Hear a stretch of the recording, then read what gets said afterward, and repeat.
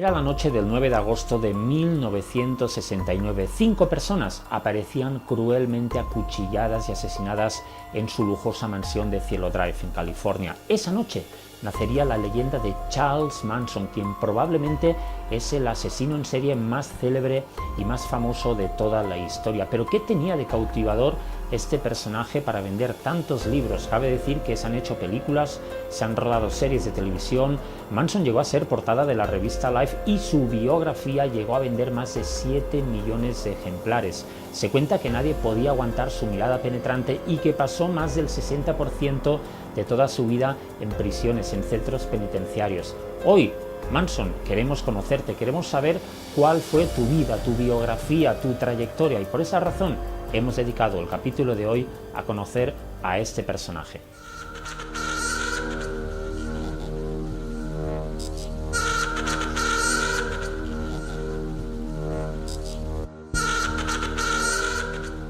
Manson nació el 12 de noviembre de 1934 en Ohio, Cincinnati. Se cuenta que su madre era Kathleen Maddox y su padre Walter Scott. Su madre le habría tenido supuestamente con tan solo 16 años de edad y habría tenido una breve relación o noviazgo con este hombre que sería su padre biológico.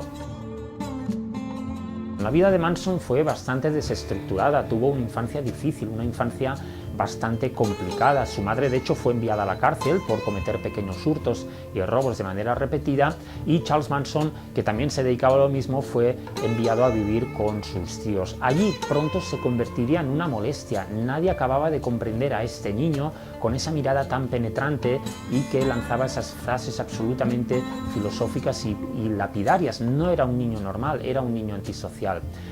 Posteriormente Charles Manson fue enviado a vivir con sus abuelos, donde también rápidamente se convertiría en una molestia familiar. Finalmente el juez decretó que, dado que la madre estaba en la cárcel y el padre desaparecido, lo mejor era enviar a Charles Manson a un centro de menores sin padres, sin familiares, de donde por supuesto también se escaparía en más de media docena de ocasiones. Hay que decir que Charles Manson con 12 años ya tenía un larguísimo historial de pequeños hurtos, de pequeños robos. Había ingresado, entrado y salido constantemente de centros correccionales y se había forjado pues esa fama de niño delincuente, de delincuente juvenil.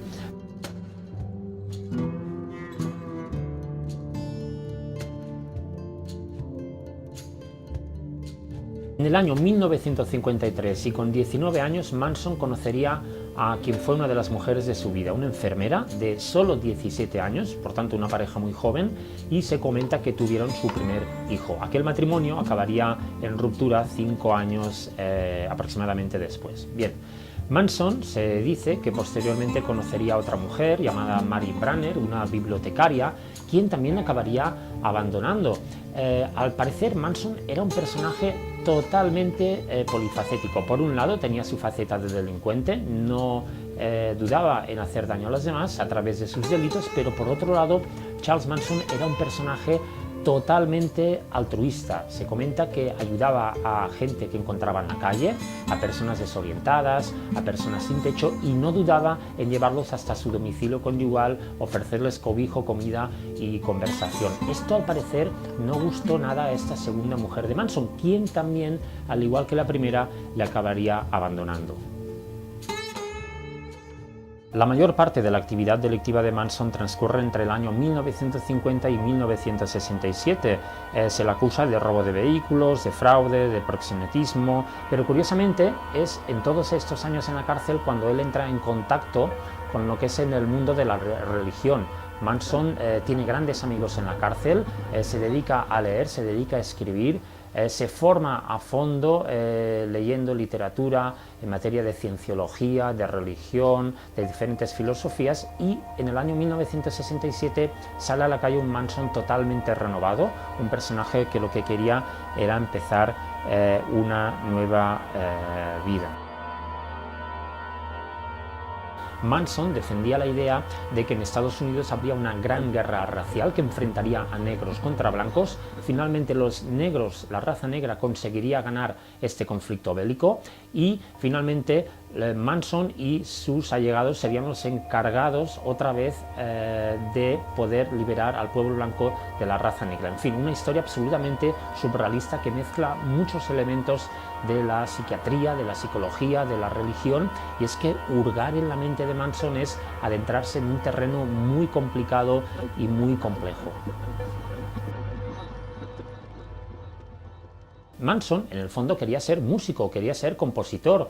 No nos olvidemos que era la década de los 60, la época de los Beatles y la época del movimiento hippie. Manson cambió de criterio totalmente. Lo que hizo es viajar hasta California, allí compraría un autobús de segunda mano, un autobús un poco viejo que él reformaría, y se dedicaría durante mucho tiempo a vivir como un hippie. Con ese autobús lo que hacía era recorrer toda la costa californiana de pueblo en pueblo.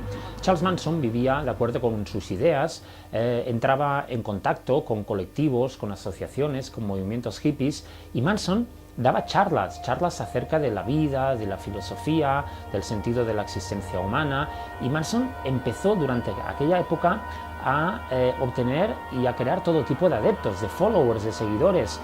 La popularidad de Charles Manson fue en aumento y acabó convirtiéndose en una especie de líder mesiánico o líder ideológico que ayudaba a los demás a encontrar un nuevo sentido en la vida. Eso no fue todo. En esa época tan interesante de Manson conoció a algunas personas clave, por ejemplo, uno de los miembros del grupo musical The Beach Boys, con quien entablaría una gran amistad, Dennis Wilson, y que posteriormente le presentaría a toda la alta clase social y a productores musicales de la escena de Hollywood del momento. Bueno, volvemos al Charles Manson, ese pobre y huraño hombre que conduce un autobús por la costa californiana divulgando sus ideas, y decimos que Charles Manson toma otro rumbo estratégico en su vida.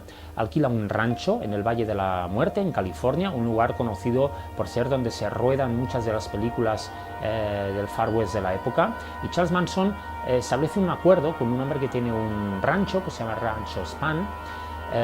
Es un rancho que está alejado de la civilización, y Manson decide establecerse allí. Charles Manson supuestamente habrían sido plagiados por algún conocido del grupo de música del momento. También Manson había entablado cierta antipatía con algunos de los productores musicales del momento, y lo cierto es que el 9 de agosto del año 1969 Charles Manson envía a un grupo de personas de su familia, de la familia Manson, una de esas mujeres seguidoras, las envían a Cielo Drive, California, una lujosa mansión de Hollywood, y una vez ahí asesinan a 5 personas. La primera, Sharon Tate, actriz de Hollywood y mujer del conocido y célebre director de cine Roman Polanski. Lo cierto es que en aquella casa se hacían muchos eventos, muchas fiestas, muchas reuniones, y allí murió cruelmente acuchillada, apuñalada, las 5 personas. Sharon Tate, Jean Severin, que era un estadounidense de 35 años, era un estilista muy conocido, una de las estrellas de Hollywood del momento. Wojtek Frykowski, que era otra de las víctimas, era un actor y guionista de origen polaco y amigo de Roman Polanski. Abigail Folger, de tan solo 25 años, que era la novia de Wojtek Frykowski. Stephen Parent, que era un chico de 19 años que en aquel momento pasaba por el exterior de la casa. 24 horas más tarde, Charles Manson, a través de sus seguidoras, también asesinó al matrimonio La Bianca, Leno y Rosemary, 24 horas después.